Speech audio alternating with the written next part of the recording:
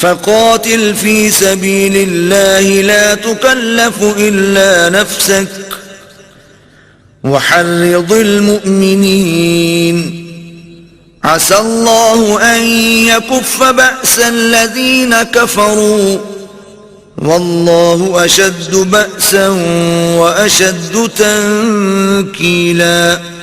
تو اے محمد صلی اللہ علیہ وآلہ وسلم تم اللہ کی راہ میں لڑو، تم اپنے سوا کسی کے ذمہ دار نہیں ہو، اور مومنوں کو بھی ترغیب دو، قریب ہے کہ اللہ کافروں کی لڑائی کو بند کر دے، اور اللہ لڑائی کے اعتبار سے بہت سخت ہے اور سزا کے لحاظ سے بہت سخت ہے. من يشفع شفاعة حسنة يكن له نصيب منها ومن يشفع شفاعة سيئة يكن له كفل منها وكان الله على كل شيء مقيتا.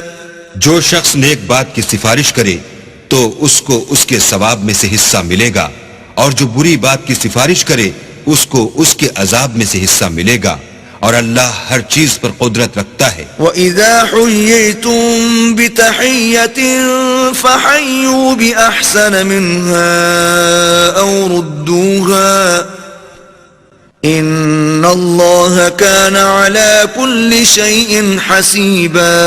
اور جب تم کو کوئی دعا دے تو جواب میں تم اس سے بہتر کلمے سے اسے دعا دو یا انہی لفظوں سے دعا دو، بے شک اللہ ہر چیز کا حساب لینے والا ہے. اللہ لا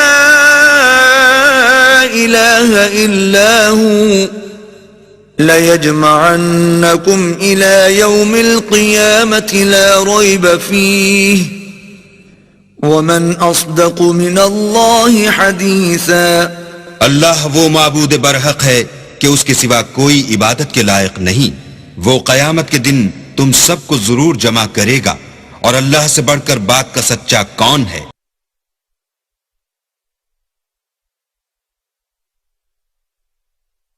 فما لكم في المنافقين فئتين والله أوكسهم بما كسبوا أتريدون أن تهدوا من أضل الله ومن يضلل الله فلن تجد له سبيلا. تو کیا سبب ہے کہ تم منافقوں کے بارے میں دو گروہ ہو رہے ہو، حالانکہ اللہ نے ان کو ان کے کرتوتوں کے سبب اوندھا کر دیا ہے؟